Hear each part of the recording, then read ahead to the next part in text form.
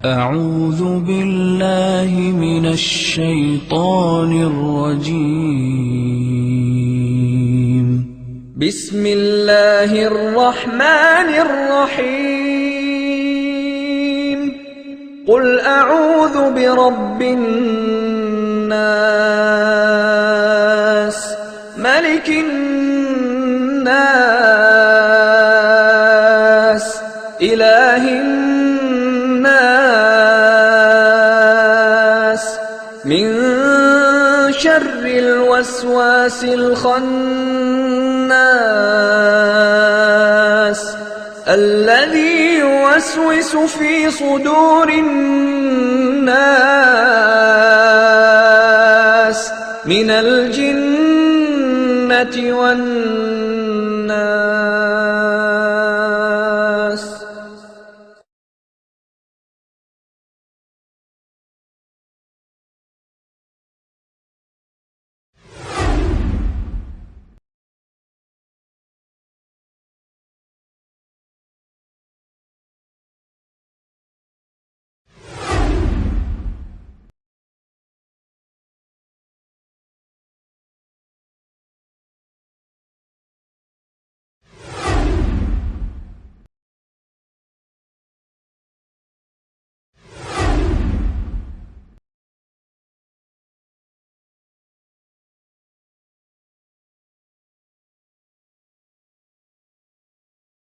إن الحمد لله والصلاة والسلام على رسول الله وعلى آله وصحبه أجمعين ومن تبعهم بإحسان إلى يوم الدين.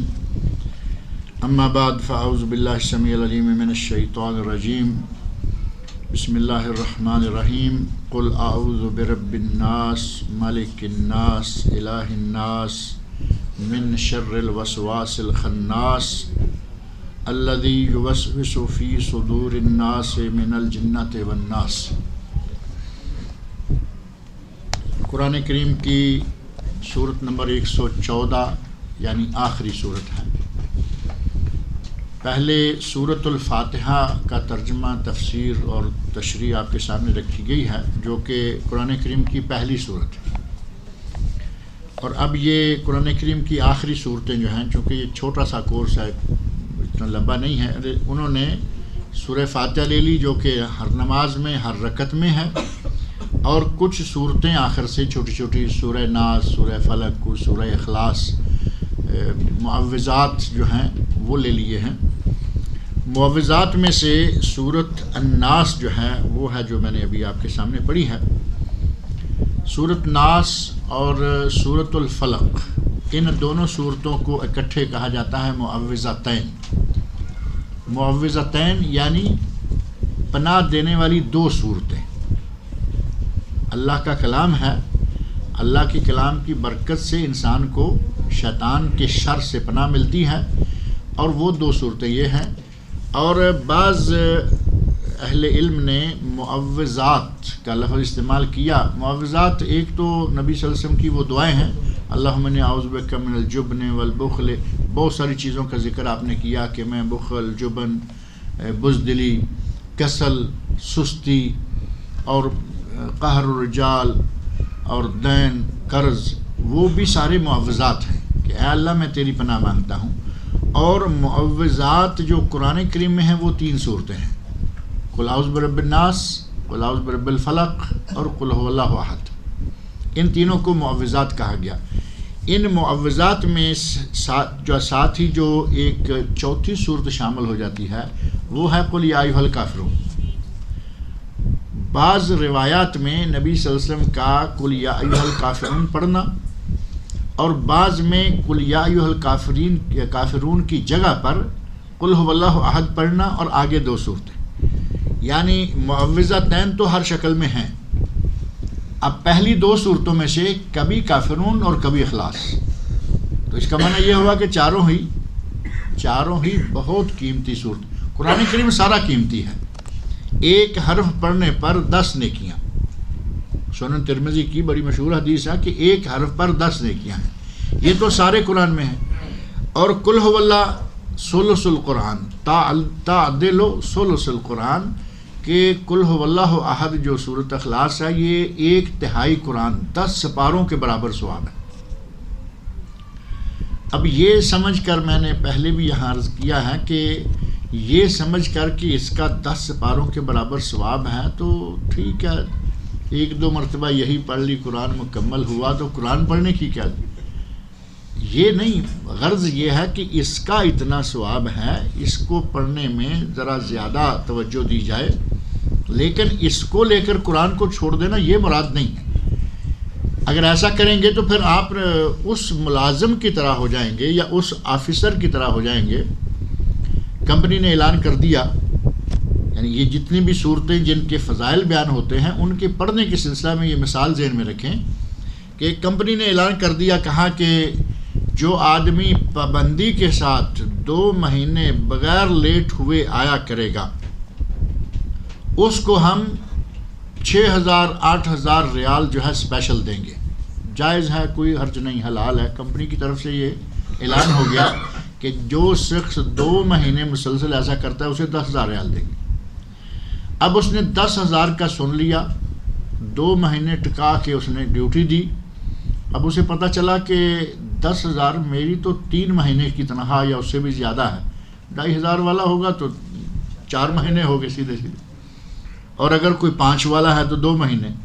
اس نے کہا چلو ٹھیک ہے، 2 مہینے ٹکا کے ڈیوٹی دیتے ہیں، اگلے 2 مہینے چھٹی کریں گے، پیسے تو ہمارے برابر آ جائیں گے۔ نتیجہ کیا ہوگا؟ فنش، 2 مہینے نہیں آئے گا وہ فارغ کر دیں گے۔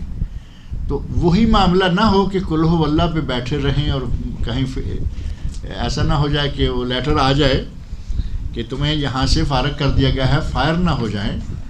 لہٰذا قرآن کریم کو قرآن کریم سمجھ کر سارے کو شروع سے آخر تک مسلسل پڑھتے رہنا چاہیے۔ ان صورتوں کو اللہ رب العزت نے فضیلت دی ہے، وہ ہمارا ایمان ہے کہ ان کو پڑھنے سے ثواب جو ہے وہ زیادہ ہوگا۔ یہ بابرکت صورتیں ہمارے لیے اجر و ثواب کا ذریعہ بھی ہیں، اور یہی بابرکت صورتیں ہمارے لیے بہترین ڈاکٹر، بہترین ہسپتال، بہترین علاج بھی ہیں۔ اور علاج صرف یہ بیماریوں کا نہیں کرتی بلکہ مختلف طرح کی تکلیفوں، مشقتوں، مصیبتوں، آسمانی آفات، زلزلوں، بارشوں، آندھیوں، ہر چیز کا علاج ہے۔ اور پھر اس سے بڑھ کر اور کیا علاج ہوگا کہ اگر کسی کو سانپ ڈس جائے، بچھو کاٹ جائے اور یہ صورتیں پڑھ کر دم کریں، اس کا وہ تکلیف جو ہے وہ بھی انشاءاللہ دور ہو جائے گی۔ یہ تو ہمارے لیے پیسے کی بچت کا بھی بہترین ذریعہ ہے۔ اگر کسی کو ایسی تکلیف ہو اور بھاگے ڈاکٹر کے پاس، ڈاکٹر وہ آپریشن کر رہا ہے، یہ کر رہا ہے، لمبا چوڑا کام ہے نا۔ اور اگر وہ اب ہمارا جیسے ہم نماز کے دوران اسرا ہوتے ہیں نا کہ اپنی حرکتیں کرتے چلے جاتے ہیں، ہمارا قرآن کے بارے میں ایمان بھی کچھ اسی طرح کا رہتا ہے کہ لو جی اب بچھو کاٹ گیا ہے تو ہم صورتیں پڑھیں گے، اس سے تو یہ اتنی تکلیف ہو رہی تو کیسے، ہم سمجھتے ہیں کہ یہ تو ملاؤں والا علاج ہے، بھاگو ڈاکٹر کے پاس۔ نبی اکرم صلی اللہ علیہ وسلم کو بچھو نے کاٹ کھایا، واقعہ معروف ہے نا، نبی صلی اللہ علیہ وسلم کو بچھو نے کاٹا۔ یہ تفسیر طبری اور معانی الاثار طحاوی، مصنف ابن ابی شیبہ، حدیث کی ان کتابوں میں اور حدیث کی بعض کتابوں میں یہ واقعہ موجود ہے اور صحیح سند کے ساتھ موجود ہے۔ نبی صلی اللہ علیہ وسلم کو بچھو نے کاٹا اور آپ نے ارشاد فرمایا، پہلے تو بچھو پر لعنت فرمائی، لعن اللہ الاقرب، اللہ تعالیٰ اس بچھو پر لعنت فرمائے، لا یدع نبیا ولا غیرہ، یہ نہ نبی کو معاف کرتا ہے نہ کسی غیر نبی کو معاف کرتا ہے، یعنی نبی کو ڈنگ مار دیا۔ اور دوسری حدیث میں جو الفاظ ہیں وہ ہے لعن اللہ الاقرب فإنہ لا یدع مصلیا ولا غیرہ، نہ یہ نمازی کو معاف کرتا ہے نہ بے نماز کو۔ تو اس حدیث میں جس میں یہ ذکر ہے، ابن معجم طبرانی کبیر میں بھی یہ ہے، نبی صلی اللہ علیہ وسلم کو بچھو نے ڈنگ مارا، آپ نے نمک اور پانی منگوایا، نمک اور پانی لا کر ساتھ رکھ لیا، اور جہاں بچھو نے ڈنگ مارا ہے وہاں آپ نے قرآن کریم پڑھ کر دم کرنا شروع کر دیا، اور وہاں اس نمک والے پانی سے ہاتھ بھگو کر اس کے اوپر ملنا شروع کر دیا۔ اور دم کیا کیا؟ معوذتین، دو صورتیں قل اعوذ برب الناس، قل اعوذ برب الفلق، یہی معوذتین. اور ساتھ ہی مصنف ابن ابی شیبہ میں ہے کہ آپ نے قل یا ایھا الکافرون پڑھا، اور حدیث کی دوسری کتابیں جو ہیں معجم طبرانی کبیر، معانی الاثار طحاوی اور دیگر کتابوں میں ہے کہ آپ نے سورۃ الاخلاص پڑھی. میں نے اس لیے شروع میں ذکر کیا نا کہ ان چاروں صورتوں کا اکٹھے اس انداز سے بھی ذکر آتا ہے کہ کبھی ایک یہ ہے تو کبھی ایک دوسری ہے.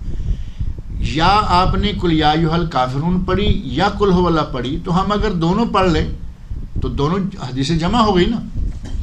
اگر ڈنگ مارا چاروں یہ صورتیں پڑھ کر نمکین پانی کے ساتھ اوپر مل کے دم کر دیں، انشاءاللہ درد ختم ہو جائے گا. نبی اکرم صلی اللہ علیہ وسلم نے ایسا کیا. یہ تجربہ شدہ گویا کہ طب نبوی کا بہترین نمونہ ہے.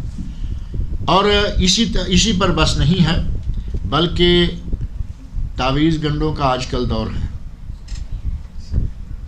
گھر گھر میں یہ مصیبت جو ہے وہ بنی ہوئی ہے.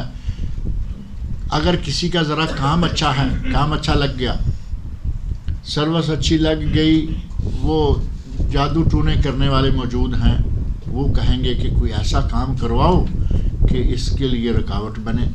اور بدبخت وہ لوگ بیٹھے ہوئے ہیں جن کا کام ہی یہ ہے، جن بھوت یہ وہ پکڑے اور چھوڑے جا رہے ہیں، ادھر چھوڑ رہے ہیں ادھر چھوڑ رہے ہیں.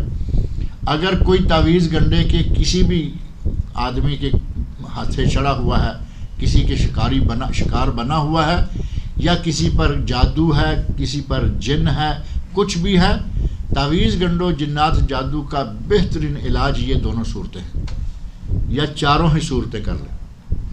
معوذات یا معوذتین، چاروں صورتیں پڑھیں یا کم از کم یہ دو صورتیں پڑھیں اور مسلسل پڑھیں. انشاءاللہ نہ جن رہے گا، نہ جادو رہے گا، نہ کسی کا تعویذ کام کرے گا، نہ گنڈا کام کرے گا، کوئی چیز کام نہیں کرے گا. نبی اکرم صلی اللہ علیہ وسلم پر بھی جادو ہو گیا. اب دیکھیں کہ ہر چیز کی تقریباً مثال ہمیں وہاں سے ملتی جا رہی ہے. جانور نے ڈنگ مارا، نبی پاک صلی اللہ علیہ وسلم کو ڈنگ مارا، علاج موجود ہے. جادو ٹونا یہ وہ آج کل ہو رہا ہے، اس وقت بڑا زور تھا. آپ تصور کر سکتے ہیں کہ مشرکین مکہ بھی دشمن، ساری دنیا کے عیسائی بھی دشمن، ساری دنیا کے یہودی بھی دشمن، ساری دنیا کے آتش پرست بھی دشمن. ہر شخص جس کا دشمن ہو اسے اپنی پروٹیکشن کے لیے کتنی محنت کرنی پڑتی ہوگی. آپ انتہائی اتنے پاک باز اور اتنی مقدس شخصیت تھے کہ آپ کے مقابلے کی دنیا میں کوئی دوسری شخصیت نہیں. آپ اپنے آپ پر ہر وقت دم کرتے رہتے تھے، ہر وقت معوذات پڑھتے. سوتے وقت جو معوذات ہیں وہ معروف ہیں نا، ان میں بھی یہ معوذتین موجود ہیں. بلکہ تینوں، دو نہیں تین صورتیں، قل ھو اللہ احد اور یہ دونوں صورتیں پڑھ کے آپ اپنے ہاتھ میں پھونک مارتے، اپنے چہرے پر، چھاتی پر، جسم کے سامنے حصے پر، اور پھر جہاں تک ہاتھ جائے. آپ یہ سوتے وقت عمل کرتے، 3 مرتبہ یہ دہراتے، یعنی تینوں صورتوں کو 3 مرتبہ پڑھتے. اس کے بعد فرض نمازوں سے فارغ ہوتے تو فرض نمازوں کے بعد ایک مرتبہ یہ تینوں صورتیں پڑھتے. شام اور فجر، مغرب اور فجر کے بعد پھر یہ دو صورتیں جو ہیں ان کو 3 مرتبہ پڑھتے. اس کے علاوہ آپ قدم قدم پر معوذات جو ہیں وہ پڑھتے رہتے تھے. نبی اکرم صلی اللہ علیہ وسلم جب تک یہ صورتیں نازل نہیں ہو گئی بڑے زوردار طریقے سے معوذات پڑھتے رہتے، اور پھر اس کے بعد جب یہ صورتیں نازل ہو گئیں تو اس کے بعد نبی اکرم صلی اللہ علیہ وسلم نے باقی سارے دم چھوڑ دیے اور ان 2 صورتوں کو لے لیا. آپ اندازہ کر سکتے ہیں کہ کتنی اہمیت ہے ان صورتوں کی. سارے دم چھوڑ دیے یہ 2. اب کسی جن، کسی جادو، کسی جادوگر، کسی دوسرے تیسرے، کسی کی کوئی حیثیت جو ہے وہ باقی نہ رہ گئی. ہر چیز کو اللہ رب العزت نے ان 2 صورتوں کی برکت سے دفع کر دیا. جادو جو نبی صلی اللہ علیہ وسلم پر ہو گیا ہے وہ ان 2 صورتوں کے نازل ہونے سے پہلے ہوا ہے. اب نبی صلی اللہ علیہ وسلم پر تو پہلے ہو گیا، آپ پر یہ صورتیں نازل ہو گئیں، آپ پہ تو دوبارہ یہ نہ ہوا. لیکن ہم تو پڑھتے بھی رہتے ہیں، ہم پہ پھر بھی ہوتا رہتا ہے، کیونکہ ہمارے کرتوت ہی کچھ ایسے رہتے ہیں۔ جن کب غالب آتا ہے؟ جب ہم کسی نہ کسی گناہ میں، کسی نہ کسی نارمل حالت میں ہوں گے۔ سخت غصے کی حالت میں جن غالب آ جائے گا، سخت خوشی کی حالت میں جب ہم زیادہ خوش ہوتے ہیں، نہ ہمیں غم میں رب یاد رہتا ہے، نہ ہمیں خوشی میں رب۔ ہم غم آ جائے تو سب بھول جاتے ہیں، خوشی آ جائے تو سب بھول جاتے ہیں، شیطان کا داؤ چل جاتا ہے، وہ اپنا کام کر لیتا ہے۔ غرض یہ کہ نبی اکرم صلی اللہ علیہ وسلم نے اتنے پاک باز ہونے کے باوجود ان صورتوں کو جب لے لیا تو آپ تو محفوظ ہو گئے۔ ہمیں اپنے آپ کو محفوظ کرنا چاہیے۔ مغرب فجر یہ پڑھیے، سوتے وقت یہ پڑھیے، باقی تینوں نمازوں کے ساتھ بھی یہ پڑھیے، اور یہ پڑھتے رہیے۔ انشاءاللہ کوئی جن، کوئی جادو، کوئی یہ اور وہ کوئی چیز نہیں رہے گی، لیکن اس ایمان کے ساتھ پڑھیے کہ یہ ہمیں فائدہ دے گا، یہ قرآن کریم ہے، یہ ہمیں فائدہ دے گا۔ اگر اس طرح کریں گے تو انشاءاللہ ٹھیک ہو جائے گا۔ آسمانی آفات آ گئی، آندھی آ گئی، زوردار طوفان آ گیا، آپ کسی ایسی جگہ پھنسے ہوئے ہیں، نبی اکرم صلی اللہ علیہ وسلم نے ہمیں یہ تعلیم دی ہے کہ آپ یہی دونوں صورتیں پڑھیں۔ آندھی، طوفان، زلزلہ، بارش کچھ بھی آئی ہے، آپ یہ دو صورتیں پڑھیں، انشاءاللہ العزیز اللہ رب العزت آپ کو محفوظ رکھے گا۔ آندھی، زوردار بارش شروع ہوئی، آندھی بھی ہے، بارش بھی ہے، اندھیرا بہت ہے۔ صحابی کہتے ہیں کہ ہم نے نبی صلی اللہ علیہ وسلم کے عرض کیا، یا رسول اللہ ہمیں کچھ پڑھائیے۔ آپ نے قرآن کریم کی یہی دو صورتیں پڑھی بھی، پڑھنے کا حکم بھی دیا کہ تم بھی پڑھو، اور خود بھی آپ نے پڑھی۔ آگے دن چڑھنے پر فجر کی نماز جب شروع ہوئی، فجر کا وقت ہو گیا، تو فجر کی نماز میں آپ نے انہی دونوں صورتوں کی تلاوت فرمائی۔ یعنی آسمانی آفتوں، مصیبتوں، زلزلوں، بارشوں، آندھیوں، طوفانوں، یہی ساری آسمانی آفتیں ہیں، ان سب کا علاج بھی ان دو صورتوں میں، دنیا میں انسانوں کے پھیلائے ہوئے شر کا علاج بھی ان دو صورتوں میں، دنیا میں شیطانوں کے پھیلائے ہوئے شر کا علاج بھی ان دونوں صورتوں میں۔ ان دونوں صورتوں کی بہت ہی زیادہ اہمیت ہے۔ نبی صلی اللہ علیہ وسلم وطر کی نماز میں 3 جو رکھتے ہیں، ان 3 رکعتوں میں سے پہلی میں سبح اسم ربک الاعلی، دوسری میں قل یا ایھا الکافرون، اور تیسری میں قل ھو اللہ احد۔ انہی چاروں صورتوں میں سے 2 آ گئی نا۔ گویا کہ نبی صلی اللہ علیہ وسلم دن میں، رات میں، بار بار مختلف موقعوں پر یہ صورتیں جو ہے یہ پڑھتے رہتے تھے۔ لہٰذا ہمیں بھی چاہیے کہ ان صورتوں کو پڑھا کریں اور ان کے پڑھنے سے فائدہ اٹھایا کریں۔ سوتے وقت، مغرب اور فجر اور ہر نماز، 5 نمازوں کے ساتھ 5 مرتبہ تو 1 ہو گیا نا، مغرب اور فجر کے ساتھ 4 مرتبہ اضافہ ہو گیا، 4 ہو گئے، 9 ہو گئیں، اور سوتے وقت 3 ہیں، 9 اور 3 12 مرتبہ تو روزانہ کم از کم نبی صلی اللہ علیہ وسلم پڑھا کرتے تھے۔ اور ایک وطر کا، وطر میں بھی آ گئی نا وہ دوسری 2 صورتیں۔ تو اس انداز سے نبی صلی اللہ علیہ وسلم مسلسل، یعنی 24 گھنٹے میں جہاں جہاں موقع بنا ہے آپ نے ان صورتوں کو پڑھا۔ ہمیں بھی چاہیے کہ ان کو پڑھیں، زیادہ سے زیادہ پڑھیں، اور ان صورتوں کے پڑھنے سے یہ جتنی بھی چیزیں ہیں انسانوں کے پھیلائے ہوئے شر ہیں، جیسا کہ من الجنۃ والناس، اس کی شرح آپ کے سامنے، تفسیر آپ کے سامنے انشاءاللہ مزید بھی آ جاتی ہے کہ انسانوں کے پھیلائے ہوئے شر اور جنوں کے پھیلائے ہوئے شر۔ اور یہ پہلے یہ بھی رہا کہ بعض لوگ جب کبھی کسی وادی میں جاتے، جنگل میں کہیں ڈیرا لگانا ہوتا، تو وہ کیا کرتے تھے کہ وہ جنگل میں ایک آدمی کھڑے ہو کر زور سے آواز لگاتا اور کہتا کہ اے اس وادی کے سردار جن، ہم تیری پناہ میں آتے ہیں، اے وادی کے سردار جن، ہم تیری پناہ میں آتے ہیں۔ اور نبی اکرم صلی اللہ علیہ وسلم نے ہمیں یہ طریقہ بتایا کہ آپ یہ پڑھیں، جن کے کسی سردار کے آنے کے پناہ لینے کی ہمیں کوئی ضرورت نہیں ہے، کیونکہ پناہ دینے والی ذات صرف اللہ کی ہے۔ اور جنوں سے پناہ مانگنے یا جنوں سے پناہ طلب کرنے کا تذکرہ قرآن کریم میں اللہ رب العزت نے بھی فرمایا ہے۔ سورۃ الجن جو قرآن کریم کی سورت نمبر 72 ہے، اس کی آیت نمبر 6 دیکھیں۔ آیت نمبر 6 میں انہ کان رجال من الانس یعوذون برجال من الجن، انسانوں میں سے کچھ لوگ پناہ پکڑتے تھے جنوں میں سے کچھ لوگوں کی، فزادوہم رہقا، جنوں نے انہیں کچھ فائدہ نہیں دیا بلکہ اور ان کو پریشان کیا اور ان کو تنگ ہی کیا اور ان کو تکلیف میں ہی مبتلا کیا۔ جنوں سے پناہ پکڑنے کے سلسلے کو نبی اکرم صلی اللہ علیہ وسلم نے ختم کیا، فرمایا کہ پناہ پکڑنی ہے صرف اللہ سے، اور اللہ رب العزت نے یہ صورتیں ہمارے سامنے نازل کر دیں۔ اگر ہم اللہ کو یاد کرتے رہیں موقع بموقع، اس کی پناہ طلب کرتے رہیں، تو یقیناً اللہ تعالیٰ ہمیں چیزوں کے شر سے محفوظ رکھے گا، اگر نہیں تو شیطان غلبہ کر جائے گا۔ ایک طرف شیطان غلبہ کرنے کے لیے ہے، دوسری طرف شیطان کے چیلے غلبہ کرنے کے لیے۔ انسان بھی تو ہے نا، ایک کو دوسرے کے خلاف کر دیا، وہ تو ایسے کہہ رہا تھا، وہ تو ایسے کر رہا تھا، اس کو تیسرے کے خلاف کر دیا، لگائی بجائی جو ہے۔ نبی اکرم صلی اللہ علیہ وسلم نے فرمایا، دو قبروں کے پاس سے آپ کا گزر ہوا تو آپ نے فرمایا کہ ان دونوں قبروں والوں کو عذاب ہو رہا ہے، وما یعذبان فی کبیر ولکنہ کبیر، بظاہر کوئی بڑے گناہ نہیں ہیں جن میں ان کو گناہ ہو رہا ہے، عذاب ہو رہا ہے، لیکن در حقیقت وہ بڑے ہی گناہ ہیں۔ اور وہ کون ہیں؟ اما احدہما فکان یمشی بالنمیمہ، ایک چلتے پھرتے چغلیاں کرتا تھا، وہ تمہیں یہ کہہ رہا تھا، وہ ایسا کر رہا تھا، وہ یہ ہے، دیکھتے دیکھتے پورے محلے میں آگ لگا دی۔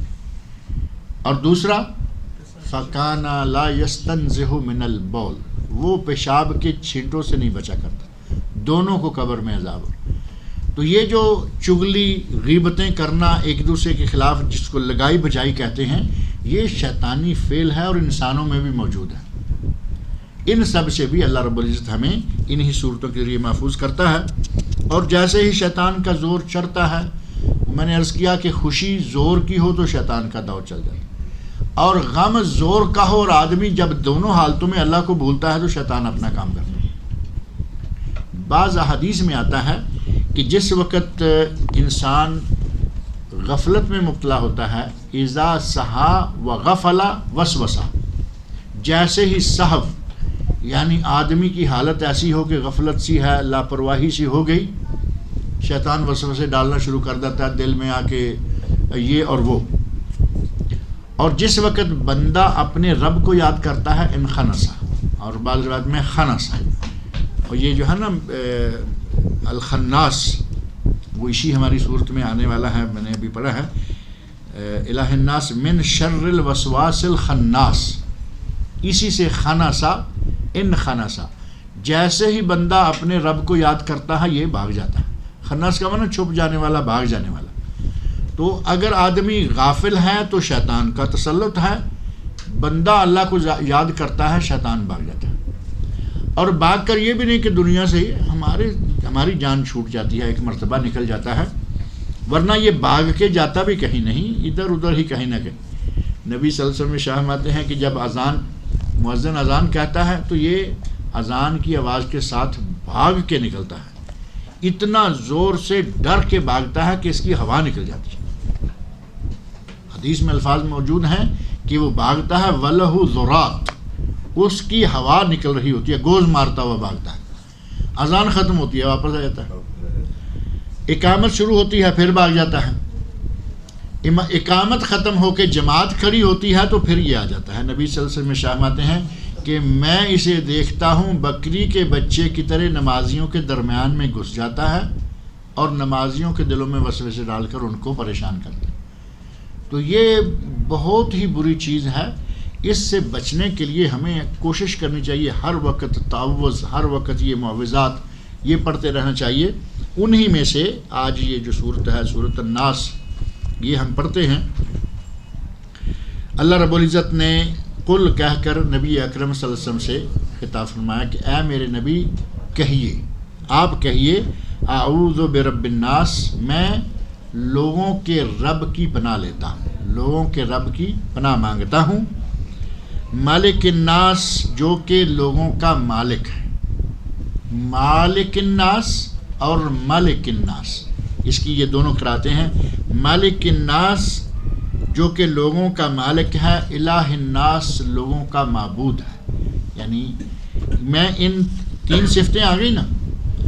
ایک رب الناس توحید ربوبیت آ گئی، مالک الناس توحید الاسماء والصفات آ گئی، اور الہ الناس توحید الوہیت. اس صورت میں بیک وقت تھوڑی سی جگہ میں توحید کی تینوں قسمیں جو ہیں وہ بھی آ جاتی ہیں. بندہ کہتا ہے کہ میں لوگوں کے رب کی پناہ مانگتا ہوں، لوگوں کے مالک کی پناہ مانگتا ہوں، لوگوں کے معبود کی. یعنی خود بھی تو لوگوں میں شامل ہے نا. گویا کہ میں اپنے رب جو کہ سب کا رب ہے، اپنے معبود جو کہ سب کا معبود ہے، اپنے مالک جو کہ سب کا مالک ہے، میں اس کی پناہ مانگتا ہوں. یہ ساری پناہ مانگتا ہوں کس سے؟ من شر الوسواس الخناس، اس خناس کے وسوسے سے. اس خناس ہماری اردو میں بھی استعمال کرتے ہیں نا، یعنی یہ بڑا خناس آدمی ہے. خناس آدمی شر ڈالا اور غائب. یہ جو آدمی تیز ترار شیطان قسم کا ہوتا ہے نا، اس کو خناس کہتے ہیں. کسی بھی جگہ 2-4 ساتھیوں میں فتنہ پیدا کیا، 2-4 رشتہ داروں میں فتنہ پیدا کیا، اور یہ جا رہا ہے وہ نظر ہی نہیں آتا. یہ ہے خناسی. خناس یعنی فتنہ ڈال کر شر پیدا کر کے بھاگ جانے اور چھپ جانے والا. من شر الوسواس الخناس، چھپ جانے والے کے وسواس کے شر سے. الذی یوسوس فی صدور الناس، جو لوگوں کے دلوں میں وسوسے پیدا کرتا ہے. من الجنۃ والناس، وہ جنوں میں سے ہو یا انسانوں میں سے ہو. یہ ہے جو آگے الفاظ میں نے صحیح کروائے ہیں نا، اس بنیاد پر کہ وہ جو شر پیدا کرنے والا ہے، وہ جو شیطان ہے، وہ چاہے انسانوں میں سے ہو چاہے جنوں میں سے ہو. اور ان دونوں میں سے ہونے کا ثبوت جو ہے وہ قرآن کریم کے اندر موجود ہے. اللہ رب العزت نے قرآن کریم میں بعض نہیں بلکہ سارے انبیاء کے بارے میں فرمایا ہے کہ اللہ نے انبیاء کرام کے بھی بعض دشمن جو ہے انسانوں میں سے اور بعض جو ہے وہ جنوں میں سے بنائے ہیں. سورۃ الانعام آیت نمبر 112 اللہ تعالیٰ فرماتے ہیں وَكَذَلِكَ جَعَلْنَا لِكُلِّ نَبِيٍّ عَدُوًّا، ہم نے ہر نبی کے دشمن بنائے ہیں شیاطین الانس والجن. شیاطین الانس والجن، جنوں اور انسانوں کے شیطان. ہم نے ہر نبی کے دشمن بنائے ہیں جنوں اور انسانوں کے جو شیطان ہیں. یوحی بعضهم الی بعض القول الغرورا، ان میں سے بعض کو چکنی چپڑی باتوں کا وسوسہ دیتے ہیں. گویا کہ اللہ رب العزت نے ہمیں بتا دیا کہ انبیاء کے دشمن انسان بھی ہیں اور جن بھی ہیں، اور وہ سارے شیطان ہیں. شیطان انسانوں میں سے بھی ہو سکتا ہے، جنوں میں سے بھی ہو سکتا ہے، جیسا کہ اللہ رب العزت کا یہ ارشاد ہمارے سامنے ہے. غرض یہ کہ اس صورت میں 3-4 چیزیں موٹی موٹی ہیں. ایک یہ فضائل تو اس کے بہت سارے ہیں، بڑی طویل باتیں ہیں اس سلسلہ میں، جن میں سے چند ایک آپ کے سامنے آ گئیں. اس صورت میں استعاذہ ایک عبادت کا ذکر ہے. استعاذہ یعنی پناہ پکڑنا، یہ صرف اللہ تعالیٰ سے ہونی چاہیے، غیر اللہ سے، جنوں سے، بادشاہوں سے کسی کی پناہ نہیں. پناہ صرف اللہ کی. ایک ہے استعاذہ، ایک ہے اس میں مستعیذ، وہ شخص جو پناہ پکڑتا ہے یعنی اللہ کا بندہ. اور 2 چیزیں اور ہیں. ایک ہے المستعاذ بہی، وہ جس کے ساتھ پناہ لینی ہے، اور وہ کون ہے؟ قل اعوذ برب الناس. مستعاذ بہی کون ہو گیا؟ رب الناس، مالک الناس، الہ الناس. اور چوتھی چیز ہے المستعاذ منہ، یعنی استعاذہ یا کس کے شر سے ہم نے پناہ پکڑنی ہے؟ شیطان کے شر سے. مستعاذ بہی اللہ کی ذات اور مستعاذ منہ ہو شیطان. مستعیذ جو پناہ پکڑنے والا ہے، اور استعاذہ جو عبادت ہے پناہ پکڑنا. یہ ساری چیزیں جو ہیں اس کے اندر موجود ہیں، اور ان سب کا مجموعہ توحید کی بھی 3 قسمیں. اندازہ کریں کہ ان سب باتوں کی تفصیل جو ہے وہ کتنی لمبی چوڑی ہو سکتی ہے. یہی وجہ ہے کہ معوذتین کی صرف 2 صورتیں جو چھوٹی چھوٹی 11 آیات، ان 2 صورتوں کی علامہ ابن قیم رحمۃ اللہ علیہ نے تفسیر المعوذتین اس نام سے ایک کتاب لکھی ہے، اور اس کتاب کو لے کر اور کچھ دروس وغیرہ کو لے کر توحید پبلیکیشنز کی طرف سے تفسیر معوذتین جو ہے وہ شائع کی گئی ہے، جس کو میں نے ایڈٹ کیا ہے. وہ ہندوستان سے چھپ چکی ہے اور پاکستان سے بھی چھپ چکی ہے. غرض یہ کہ یہ صورتیں چھوٹی چھوٹی ہیں لیکن ان میں بہت سارے مسائل ہیں. ان سارے مسائل کو ظاہر ہے کہ جہاں کتابیں چھپی ہوئی ہیں ان کا خلاصہ جو ہے وہ چھوٹا سا میں نے آپ کے سامنے ذکر کیا ہے. غرض یہ کہ اس میں توحید کی بھی تینوں قسمیں ہیں، اس میں استعاذہ بھی ہے، جن سے، شیطان سے، ہر قسم کے شر سے پناہ مانگنے کا طریقہ بھی بتایا گیا ہے. اور شیطان جو غفلت کی حالت میں حملہ کرتا ہے، جیسے ہی بندہ رب کو یاد کرتا ہے وہ بھاگ جاتا ہے. اس کا رب کو یاد کرنے کا طریقہ جو ہے وہ بھی اسی صورت کے ساتھ ہی آپ کے سامنے آ جاتا ہے کہ اور نہیں تو کم از کم اعوذ باللہ من الشیطان الرجیم، یہ سیکھا تو ہے نا. اور اعوذ باللہ من الشیطان الرجیم کا پہلے دن میں نے 3-4 صیغے ذکر کیے تھے، میرے خیال یاد ہوں گے آپ کو. ہم تو پکا کیے ہوئے ہیں نا ایک ہی اعوذ باللہ من الشیطان الرجیم، جبکہ سنت صحیح احادیث میں صیغے موجود ہیں. اعوذ باللہ السمیع العلیم من الشیطان الرجیم، دوسرا اعوذ باللہ من الشیطان الرجیم من ہمزہ ونفخہ ونفثہ، تیسرا اعوذ باللہ السمیع العلیم من الشیطان الرجیم من ہمزہ ونفخہ ونفثہ. یہ 3 صیغے حدیث میں آتے ہیں. چوتھا قرآن کی اس آیت سے یہ لیا جاتا ہے جو ہمارے یہاں معروف ہے اعوذ باللہ من الشیطان الرجیم. آپ کی کتاب میں صرف یہی ایک لکھا ہے، جبکہ احادیث میں اس کے علاوہ جو 3 ہیں وہ آتے ہیں. نبی صلی اللہ علیہ وسلم نے اس حدیث کا بہت ہی زیادہ، اس صورت کا بہت ہی زیادہ مقام اور مرتبہ ہمیں بتایا ہے. ہمیں چاہیے کہ جتنا بھی ہو سکے زیادہ سے زیادہ اس کو پڑھنا چاہیے. اور شیطان کے شر کے بارے میں نبی صلی اللہ علیہ وسلم کی احادیث جو ہیں وہ بکثرت ہیں.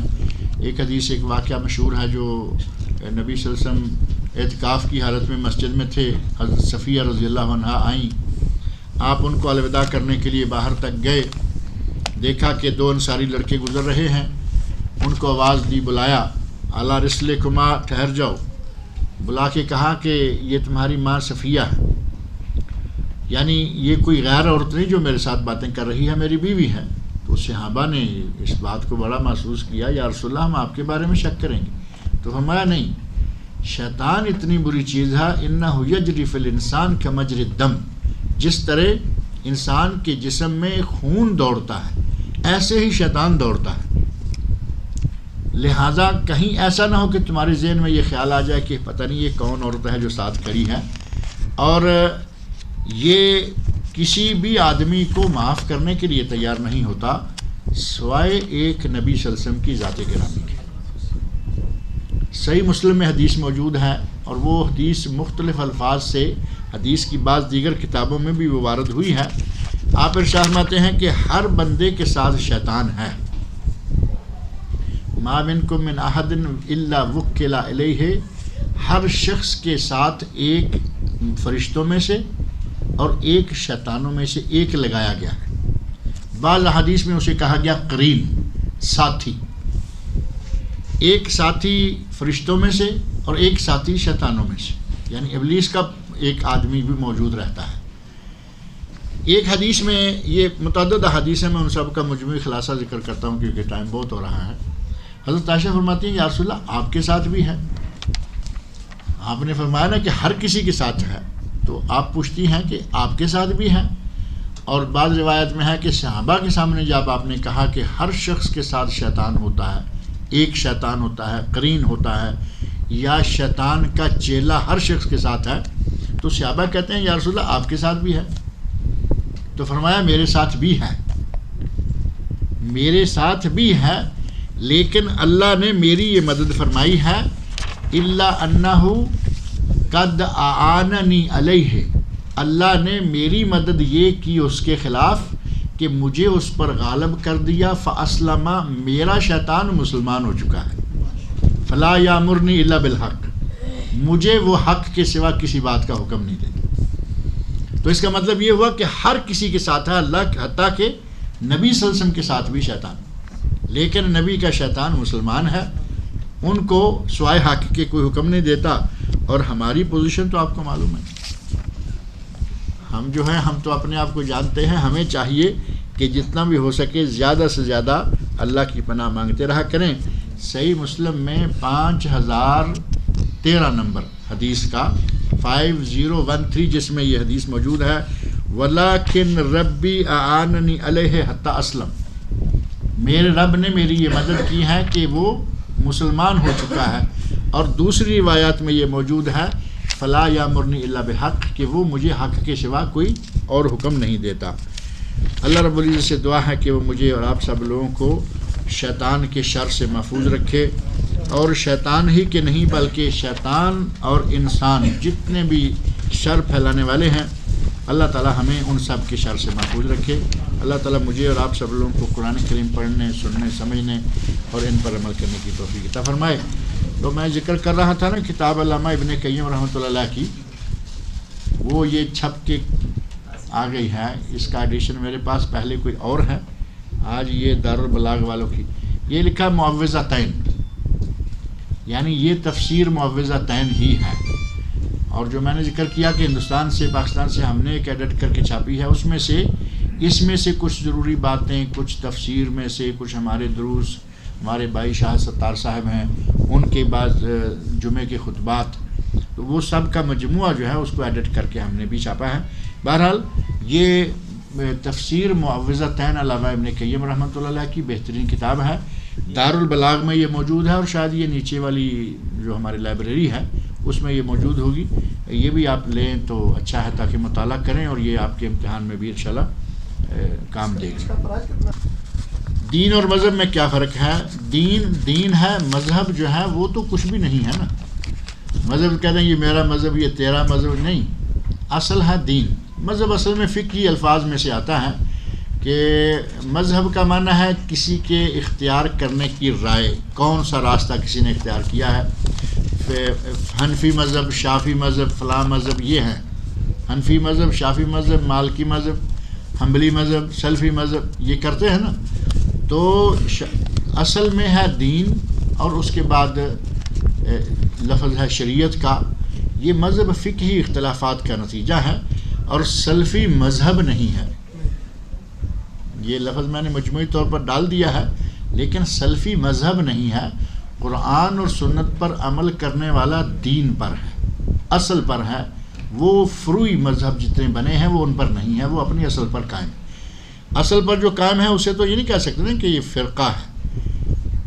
نہ وہ فرقہ ہے نہ وہ مذہب ہے، بلکہ وہ دین ہے اصل، اور اسی پہ ہم سب کو رہنا چاہیے، اور ہم انشاءاللہ اسی پر ہیں. قرآن سنت پر ہے نا ہم سب.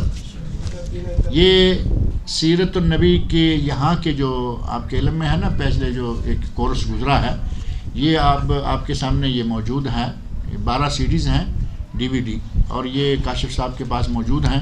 کافی بڑا تھیلا ان کے پاس ہے، ان سے لیتے جائیے جن کو چاہیے. ہیں کسی نے پوچھا، پھر آپ مجھ سے پرائز پوچھتے، میں تو بیچتا نہیں نا. میرے پاس تو آئی ہے، میں یہ صرف بتا رہا ہوں کہ ان کے پاس موجود ہے. جانے سے پہلے، بلکہ کھانا کھانے سے پہلے ان سے لے لیجئے تاکہ آپ کا نسخہ محفوظ ہو جائے.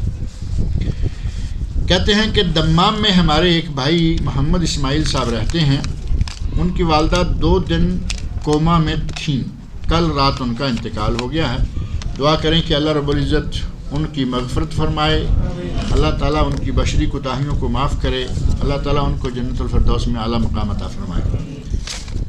ایک سوال چھوٹا سا یہ ہے کہ قنوت نازلہ کیا ہے، اس کے پڑھنے کا طریقہ کیا ہے، کیا آج اس پر عمل کرنا چاہیے؟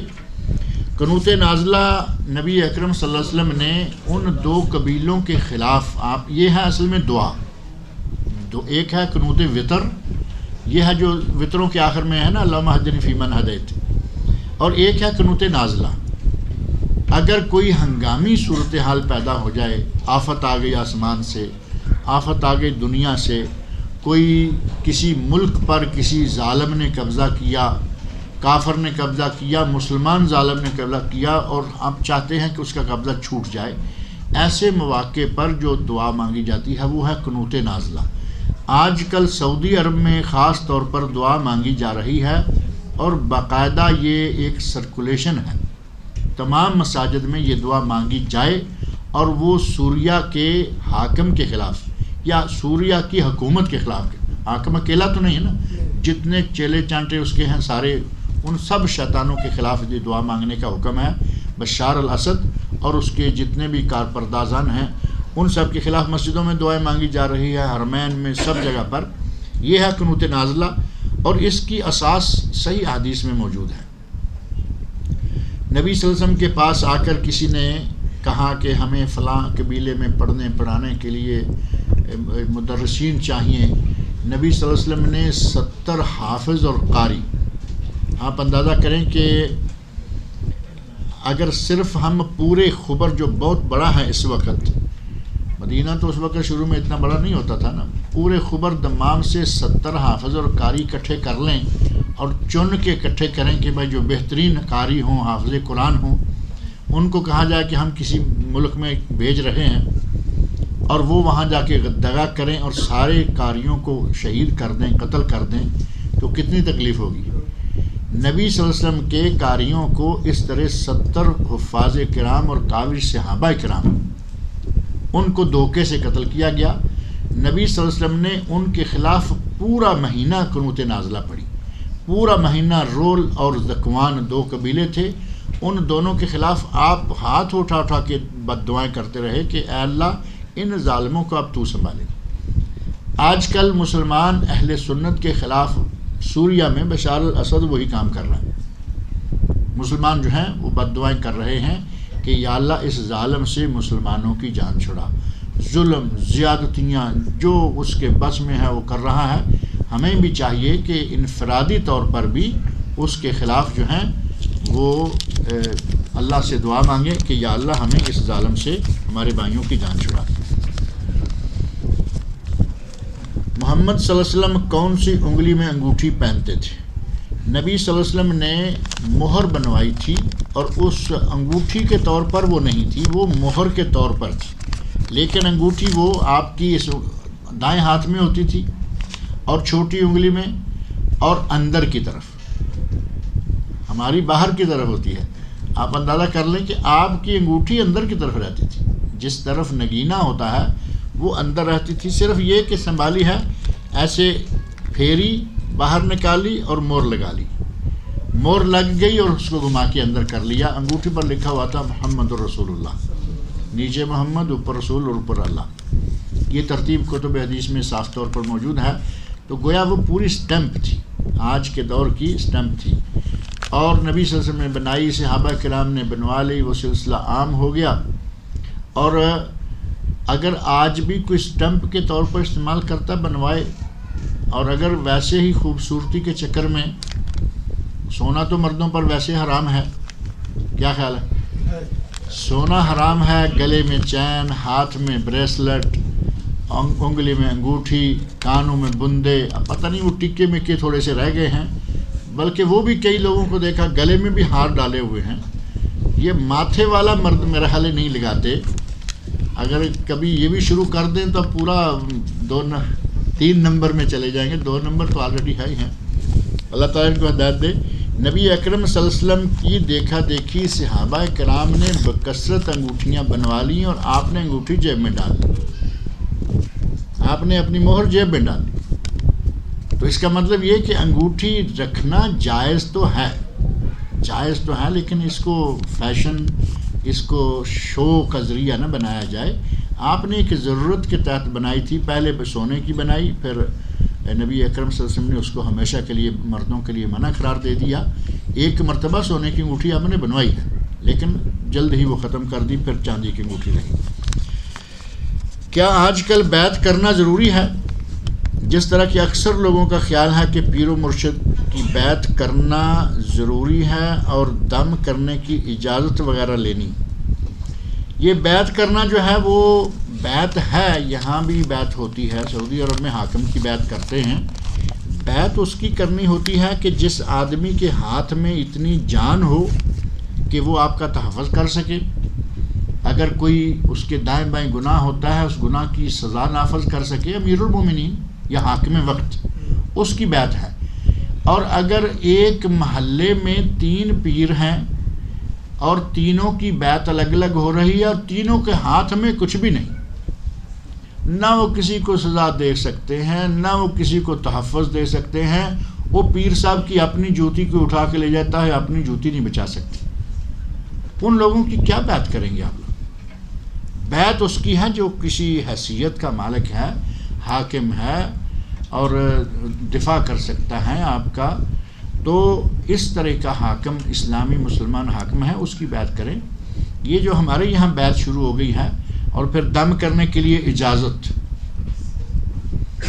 اب یہ 2 صورتیں پڑھ کر آپ نے دم کیا اپنے آپ پر، آپ نے دم کیا اپنی بیوی پر، آپ نے دم کیا اپنے بچوں پر، تو اجازت کس کی لیں گے؟ مولوی کون ہوتا ہے جو آ کے کہے کہ اپنی بیوی کو میری طرف سے دم کر لو؟ یہ قرآن مولوی کا ہے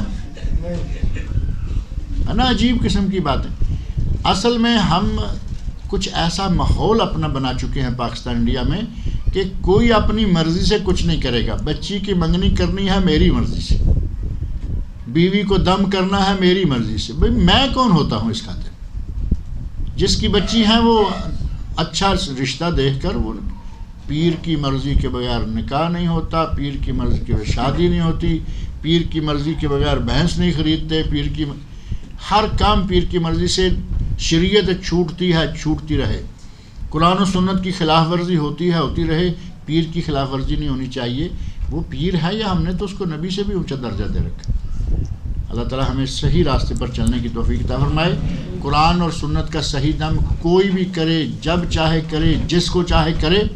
جو شرعی آداب ہیں اس کو سامنے رکھے، کسی کی اجازت کا کوئی مسئلہ اس میں نہیں ہوتا.